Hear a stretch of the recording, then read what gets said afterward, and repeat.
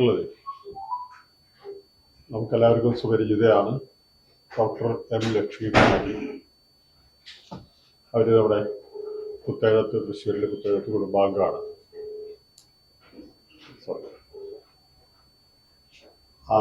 അവര് നമ്മുടെ റോഡിൽ കുത്തേഴത്ത് പഴയ കുടുംബത്തിന്റെ അംഗമാണ്. നമുക്കറിയാം, കുത്തേഴത്ത് കുടുംബം എന്ന് പറഞ്ഞാൽ അമ്മയെ തുടങ്ങിയ വളരെ പ്രഗത്ഭരായ ആൾക്കാരുണ്ടായിരുന്ന ഒരു കുടുംബമാണ്. അപ്പൊ ലക്ഷ്മികുമാരി എന്നുള്ളത് അവര് തിരുവനന്തപുരത്ത് കന്യാകുമാരിയിലുള്ള വിവേകാനന്ദ കേന്ദ്രത്തിന്റെ ആദ്യകാല ഡയറക്ടർമാരിൽ ഒരാളായി അതിന്റെ മുഴുവൻ സമയ സാരഥിയായി പ്രവർത്തിച്ചു വന്നിരുന്ന വലിയ മഹതിയാണ്. നമ്മളൊക്കെ അവരെ നോക്കിക്കാണുന്നത് കാഷായം ഉപയോഗിക്കാത്ത ഒരു സന്യാസിനി എന്ന നിലയിൽ തന്നെയാണ്. അപാരമായ പാണ്ഡിത്യം ആർഷ സംസ്കൃതിയുമായി ബന്ധപ്പെടുത്തി, വേദങ്ങളുമായി ബന്ധപ്പെടുത്തി, വിവേകാനന്ദ സാഹിത്യവുമായി ബന്ധപ്പെടുത്തിയൊക്കെ അപാരമായ പാണ്ഡിത്യമുള്ള ഒരു മഹത് വ്യക്തിയാണ്. തൃശ്ശൂർക്കാരിയാണ് എന്നുള്ളത് നമ്മെ സംബന്ധിച്ചിടത്തോളം വലിയ ഒരു അഭിമാനകരമായ ഒരു വസ്തുതയാണ്. ഒരു സ്ത്രീ എന്നുള്ളതിൻ്റെ ഒട്ടും അതിൻ്റെ കുറവുകളോ പ്രശ്നങ്ങളോ അറിയാതെ തന്നെ അവർ വളരെ മുന്നോട്ട് വന്ന ഒരു വലിയ മഹതിയാണ് നമ്മളെ സംബന്ധിച്ചിടത്തോളം ഡോക്ടർ എം ലക്ഷ്മികുമാരി. ഇന്ന് കേരളത്തിൽ ഒരു പക്ഷേ അത്രയും വിജ്ഞാനപരമായ കാര്യങ്ങളിൽ ഇടപെടുന്ന സ്ത്രീരത്നങ്ങളിൽ അപൂർവം തന്നെയാണ് ലക്ഷ്മികുമാരി ചേച്ചി എന്ന് പറയാൻ പറ്റും. അത്രയും അറിവുള്ള പദവികളിൽ അവിചാരിതമായിട്ടാണ് ലക്ഷ്മികുമാരി ചേച്ചി ഈ മേഖലയിലേക്ക്, ഈ സന്യാസം അല്ലെങ്കിൽ ഈ മഠം അല്ലെങ്കിൽ ഒരു വേദിക് വിജ്ഞാന കേന്ദ്രം, വേദിക് എന്നുള്ള പദം തന്നെയാണ് അവർ ഉപയോഗിക്കുന്നത്, വിവേകാനന്ദ വേദിക് വിജ്ഞാന കേന്ദ്രം എന്നുള്ള നിലയിലേക്ക് അവർ ഉയർന്നു വന്നത്. അവിചാരിതമായാണ്. നമുക്കറിയാം, വിവേകാനന്ദ പാറയിലെ വിവേകാനന്ദന്റെ പ്രതിമ സ്ഥാപിച്ച കാലഘട്ടം തൊട്ട് തന്നെ അവിടുത്തെ ആശ്രമവുമായി ബന്ധപ്പെട്ട്, വിവേകാനന്ദ കേന്ദ്രവുമായി ബന്ധപ്പെട്ട് അതിന്റെ പ്രവർത്തനങ്ങളിലുള്ള ചേച്ചിയാണ് നമ്മുടെ ലക്ഷ്മികുമാരി. ഏകനാഥനാറുടെ നമുക്കറിയാം, അദ്ദേഹത്തിന്റെ പ്രബോധമായിട്ടാണ് അവിടെ വിവേകാനന്ദ പാറയിലെ വിവേകാനന്ദ സ്വാമികളുടെ വലിയ പ്രതിമ ആ കാലത്ത് സ്ഥാപിച്ചു. അപ്പൊ അതിലേക്ക് ആകർഷകയായി വിവേകാനന്ദ സ്വാമികളുമായിട്ട്, അദ്ദേഹത്തിന്റെ കൃതികളുമായും അദ്ദേഹത്തിന്റെ ദർശനങ്ങളുമായൊക്കെ ഏറെ ആകർഷകയായിരുന്നു പഠനകാലം തൊട്ട് തന്നെ ലക്ഷ്മികുമാരി ചേച്ചി. അപ്പൊ അതുകൊണ്ട് തന്നെ പിന്നെ തിരുമൂർത്തി അങ്ങനെയുള്ള ആ കാലഘട്ടത്തില് വൈജ്ഞാനികമായ രംഗത്ത് നിൽക്കുന്നവരുടെയൊക്കെ സ്വാധീനം ഉണ്ടായിരിക്കാം ഒരു പക്ഷേ അവർ വിവേകാനന്ദ കേന്ദ്രത്തിന്റെ ആദ്യ ഡയറക്ടർ ആവാൻ. ഒരു മലയാളി, നമുക്കറിയാം, ഇന്ന് 90 വയസ്സ് നിൽക്കുന്ന സമയത്ത് അവരുടെ ചെറുപ്പകാലം തൊട്ട് തന്നെ ഒരു വലിയ ഒരു സ്ഥാപനത്തിന്റെ ഡയറക്ടർ ആവാനുള്ള നിയോഗം അവർക്കുണ്ടായത് അവരുടെ പാണ്ഡിത്യം തന്നെയാണ്. ഒരു വൈബ്രന്റ് ആയിട്ടുള്ള ഒരു വ്യക്തിത്വം കൊണ്ട് തന്നെ. അങ്ങനെ അവരുടെ ആണെന്ന് അവധി നമുക്ക് ആഘോഷിക്കുന്നത്. ഇപ്പോ സ്വന്തമായിട്ട് വിവേകാനന്ദ വിജ്ഞാന കേന്ദ്രം എന്ന് പറഞ്ഞ് കൊടുങ്ങല്ലൂര് ശ്രീകപുരത്ത് വലിയൊരു ആശ്രമമുണ്ട്. എല്ലാ വർഷവും യോഗ ക്ലാസ്സുകളും വൈജ്ഞാനികമായ കാര്യങ്ങളൊക്കെ ചർച്ച ചെയ്യുന്ന, അതിന് വേദങ്ങളുമായി ബന്ധപ്പെടുത്തി, വിജ്ഞാനങ്ങളുമായി ബന്ധപ്പെടുത്തിയൊക്കെ ക്ലാസ്സുകളും അന്തർയോഗങ്ങളും മറ്റൊക്കെ നടത്തുന്ന വലിയൊരു സ്ഥാപനമാണ്. ഞാൻ നേരത്തെ പറഞ്ഞ പോലെ കാഷായത്തേക്കാത്തൊരു സന്യാസി എന്നുള്ള തലത്തിലാണ് ഞാൻ അവർ വിലയിരുത്തുന്നത്. അപ്പൊ അവരുടെ നവതിയാണ് 21-ാം തീയതി മുതൽ കൊടുങ്ങല്ലൂരിൽ നടക്കുന്നത്. അപ്പൊ നമ്മുടെ എല്ലാ സുഹൃത്തുക്കളും അവർക്ക് വേണ്ടിയിട്ടുള്ള എല്ലാ പ്രചരണങ്ങളും നൽകണം എന്ന് നിങ്ങളുടെ കൂട്ടത്തിലുള്ള ഒരാളെന്ന നിലയിൽ ഞാൻ പറയുക. ഇവരെ ആണ് എന്റെ ഭാരവാഹികൾ, ഇവരെ പരിചയപ്പെടുത്തുന്നതാണ്. അപ്പോൾ 21-ാം തീയതി മുതൽ മാർച്ച് 1-ാം തീയതി വരെയാണ് 10 ദിവസം നീണ്ടു നിൽക്കുന്ന പരിപാടികളാണ് ആസൂത്രണം ചെയ്യുന്നത്. ആദ്യ ദിവസം 21-ാം തീയതി തന്നെ നമുക്കറിയാം വലിയ വ്യക്തികളെല്ലാം പങ്കെടുക്കുന്ന ആനന്ദപുരം സ്വാമികൾ അതിന് ഉദ്ഘാടനം ചെയ്യുന്നു. നമുക്കറിയാം, നളാതീരത്തെ മഹാമകത്തിന്റെ ഒക്കെ ഒരു സ്റ്റാറായി നിൽക്കുന്ന ഒരാൾ കൂടിയാണ് അദ്ദേഹം. ആദ്യ ദിവസത്തെ ഉദ്ഘാടനം 21-ാം തീയതി നിർവഹിക്കുന്നത്. പിന്നെ ഏറ്റവും പ്രധാനപ്പെട്ട ഓരോ ദിവസങ്ങളിലും ആശ്രമങ്ങളായിട്ട് അത് വിശദീകരിക്കുന്നതാണ്. ഏറ്റവും അവസാനം 30-ാം തീയതി അല്ലെ 28-ാം തീയതി 1-ാം തീയതി കേരളത്തിലെ ഒട്ടുമിക്ക പ്രഗത്ഭരായ സന്യാസി ശ്രേഷ്ഠന്മാരും അതുപോലെ ഈ വേദ അല്ലെങ്കിൽ വിജ്ഞാനപരമായ കാര്യങ്ങളിലെല്ലാം അപാര പാണ്ഡിത്യമുള്ളവരെല്ലാം പങ്കെടുക്കുന്ന 2 ദിവസത്തെ വലിയ പരിപാടി. അതോടുകൂടിയാണ് ഈ നവതി ആഘോഷങ്ങൾ സമാപിക്കുന്നത്. അതിന് നമ്മുടെ പത്രമാധ്യമ സുഹൃത്തുക്കളുടെയും സഹായം വേണം എന്നുകൂടി പറയാനാണ് ഈ പത്രസമ്മേളനം നമ്മളിപ്പോൾ ഇവിടെ വിളിച്ചുകൂട്ടിയിട്ടുള്ളത്. അത് പറയാൻ കൂടിയാണ് ഞാൻ നമ്മുടെ ഡയസിൽ നിന്ന് നമ്മുടെ സീറ്റുകളിൽ നിന്ന് ഞാൻ ഇവിടെ വന്ന് ഇവരോട് കൂടി ഇരിക്കുന്നത്. അപ്പൊ ഇവരെയൊന്നും നേരിട്ട് പരിചയപ്പെടുത്തില്ല, അത് സെൽഫായിട്ട് പരിചയപ്പെടുത്തും. എൻ്റെ പേര് ജോഷി. വിവേകാനന്ദ കേന്ദ്രമായിട്ട് കൊല്ലങ്ങളായിട്ട് പ്രവർത്തിച്ചു വരുന്ന PN ജോഷി കോടക്കുളത്ത്.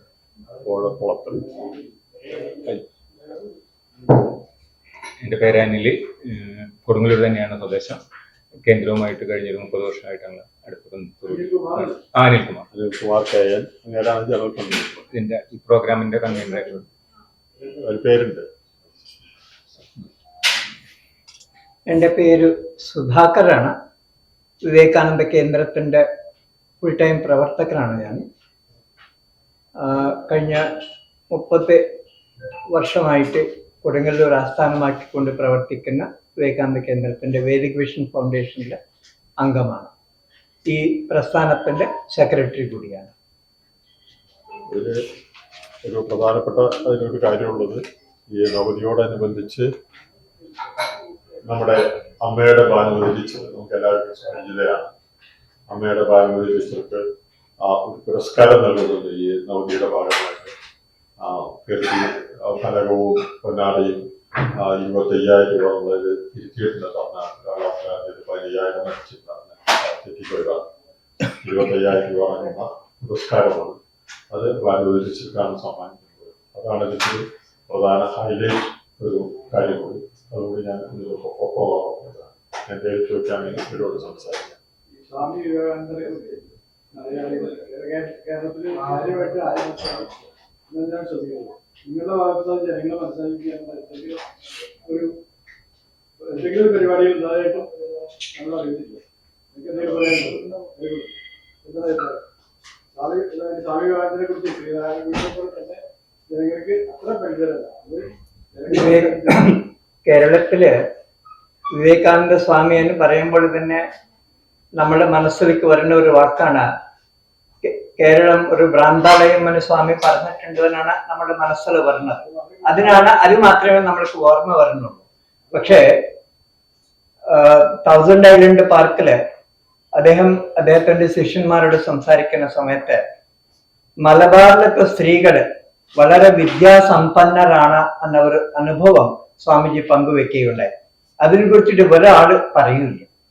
എന്തുകൊണ്ടെന്ന് പറഞ്ഞാല് കൊടുങ്ങല്ലൂരിലെ തമ്പുരാട്ടിമാരോട് അദ്ദേഹം സംസാരിച്ച ഭാഷ സംസ്കൃതം ആയിരുന്നു. ആ ഒരു മഹത്വം മനസ്സിലാക്കിക്കൊണ്ടാണ് സ്വാമിജി പിൻകാലത്തിലെ ശിഷ്യന്മാരോടൊപ്പം സംസാരിക്കുന്ന സമയത്ത് ആ ഒരു വാക്ക് ഉപയോഗിക്കുന്നുണ്ടായി. വിവേകാനന്ദ കേന്ദ്രത്തിന്റെ വേദിക് വിഷൻ ഫൗണ്ടേഷന്റെ ഒരു പ്രവർത്തനത്തിന്റെ ഭാഗം തന്നെയായിരുന്നു പെൺകുട്ടികൾക്ക് സംസ്കൃതം പഠിപ്പിക്കണം എന്നൊരു ആഗ്രഹമായിരുന്നു ആദ്യകാലത്തിന് തന്നെ. അങ്ങനെ ഒരു ഗുരുകുലം കൂടി നമ്മുടെ ആരംഭിക്കുകയുണ്ടായി. പക്ഷെ കുട്ടികള് അമ്മമാർക്കൊക്കെ ആധുനിക വിദ്യാഭ്യാസത്തിന്റെ ഒരു അട്രാക്ഷൻ കൊണ്ട് അതിലേക്ക് കുട്ടികൾ ഇല്ലാത്തത് കൊണ്ട് അതുകൊണ്ട് നിർത്തേണ്ടി വന്നു. പിന്നെ ഈ ഒരു പരിപാടി ലക്ഷ്മി ദീദിനെ കുറിച്ചിട്ട് 2 വാക്ക് എനിക്ക് പറയാനായിട്ട്. വിവേകാനന്ദ കേന്ദ്രത്തിന്റെ ഫൗണ്ടർ പ്രസിഡന്റ് മാനനീയ ഏകനാഥ്ജിക്ക് ശേഷം ഏകനാഥ്ജി തന്നെ സെലക്ട് ചെയ്ത ഒരു മഹത് വ്യക്തിയാണ് നമ്മുടെ ലക്ഷ്മി ദീദി. 16 വർഷം കേന്ദ്രത്തിന്റെ ചുമതല പ്രസിഡന്റ് ആയിട്ട് എടുത്തിട്ട് അതിന് ശേഷം ചെറുപ്പക്കാരൊക്കെ വലുതായി സ്ഥാപനത്തിന് കൊണ്ടു നടക്കാനായിട്ട് സാധിക്കുന്ന സമയത്ത് ആ പദവിയിൽ നിന്ന് രാജിവെച്ചിട്ട് വിവേകാനന്ദ കേന്ദ്ര വേദിക് വിഷൻ ഫൗണ്ടേഷന്റെ പേരില് അവര് തന്നെ ഒരു സ്ഥാപനം ഉണ്ടാക്കി അതിന്റെ ചുമതലയാണ് ലക്ഷ്മി ദീദിക്ക് കൊടുത്തത്. ബാല്യകാലത്തിന്റെ തന്നെ വിവേകാനന്ദ സ്വാമികളുടെ ആ ഒരു മുദ്ര ഹൃദയത്തിൽ ഉള്ളത് കൊണ്ട് ജീവിതം വിവേകാനന്ദ സ്വാമിക്ക് വേണ്ടി സമർപ്പിക്കണം എന്നൊരു ആഗ്രഹമായിരുന്നു. അങ്ങനെയാണ് വിവേകാനന്ദ കേന്ദ്രത്തിനോട് ബന്ധപ്പെടുകയും അതിനോടൊപ്പം ഭാഗമാകുകയും പിന്നെ ജോലി രാജിവെച്ച് ഇന്ത്യൻ അഗ്രികൾച്ചറൽ റിസർച്ച് ഇൻസ്റ്റിറ്റ്യൂട്ടിലെ സയന്റിസ്റ്റ് ആയിരുന്നു. അത് രാജിവെച്ചിട്ട് കേന്ദ്രത്തിലേക്ക് പൂർണ്ണമായി പ്രവർത്തിക്കാനായിട്ട് ഇറങ്ങിയത്. അങ്ങനെ 16 വർഷം കന്യാകുമാരി ആസ്ഥാനമാക്കിക്കൊണ്ട് അഖില ഭാരതീയ അധ്യക്ഷ എന്ന നിലയ്ക്ക് പ്രവർത്തിക്കുകയുണ്ടായി. അതിന്റെ ശേഷമാണ് കഴിഞ്ഞ 30 വർഷമായിട്ട് കൊടുങ്ങല്ലൂർ ആസ്ഥാനമാക്കിക്കൊണ്ട് പ്രവർത്തിക്കുന്ന ഈ ഒരു പ്രസ്ഥാനത്തിന്റെ ആജീവന ഡയറക്ടറായിട്ടാണ് പ്രവർത്തിക്കുന്നത്. ഒരു വ്യക്തിയുടെ ജീവിതത്തില് നവതി എന്ന് പറയുന്നത് വലിയൊരു കാര്യമാണ്.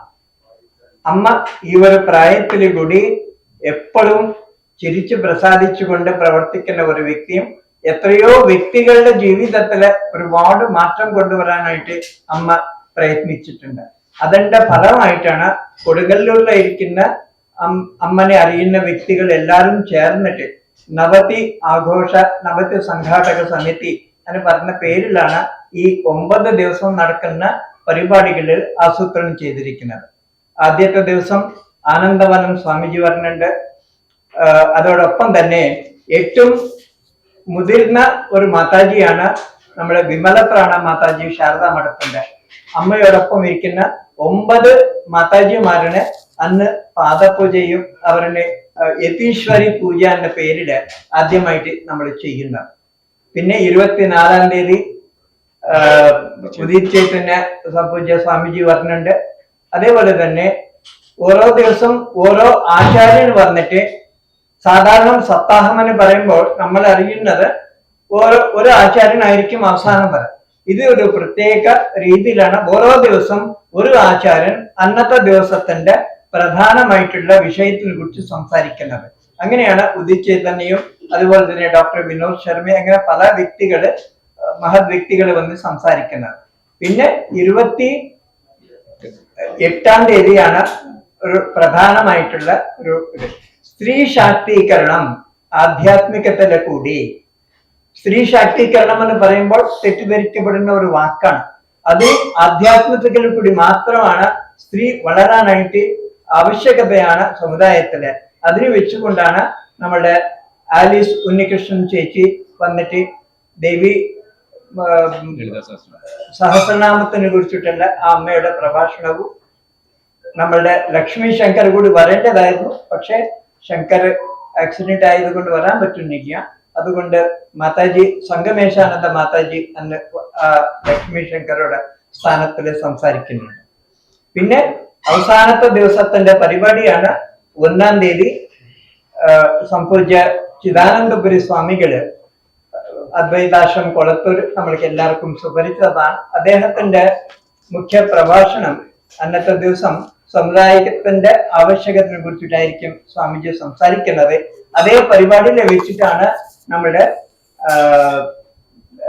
ഭാനുമതി ചേച്ചിക്ക് വിവേക ജ്യോതി എന്ന് പറയുന്ന ഈ ഒരു പുരസ്കാരം നൽകുന്നത്.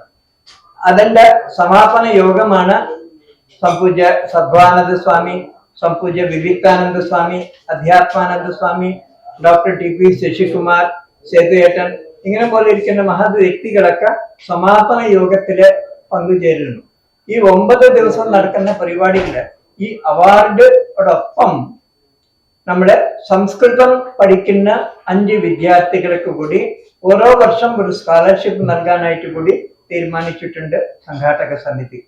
ഈ ഒരു അവാർഡ് ഈ ഒരു വർഷം മാത്രമല്ല, എല്ലാ വർഷം ആരാണോ സമുദായത്തിന് വേണ്ടി ജീവിതം സമർപ്പിച്ച് പ്രവർത്തിക്കുന്ന ഒരു വ്യക്തിക്ക് വേണ്ടി ഈ ഒരു വിവേക ജ്യോതി പുരസ്കാരം നൽകുന്നതായിരിക്കും.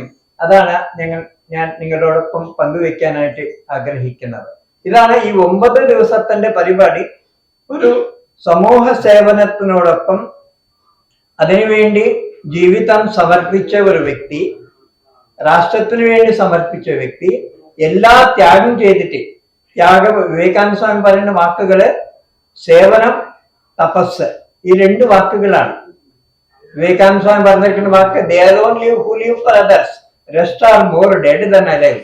ആരാണോ മറ്റവർക്ക് വേണ്ടി ജീവിക്കുന്നവർ അവര് മാത്രമാണ് ജീവിച്ചിരിക്കുന്നത്, ബാക്കിയുള്ളവരൊക്കെ മൃതതുല്യരാണ് എന്ന് സ്വാമിജി പറഞ്ഞിട്ടുണ്ട്. അങ്ങനെ ഒരു ജീവിതം സമുദായത്തിന് വേണ്ടി സമൂഹത്തിന് വേണ്ടി സമർപ്പിച്ച ഒരു വ്യക്തിയുടെ നവതി ആഘോഷവും അതുപോലെ തന്നെ ജീവിതം അതിനുവേണ്ടി സമർപ്പിച്ച ഡോക്ടർ ഭാനുമതിക്കാണ് ഈ അവാർഡ് നമ്മൾ നൽകുന്നത്. അധികമൊന്നും പറയുന്നില്ല. ഉദ്ഘാടനം ആനന്ദവനം 21-ാം തീയതി.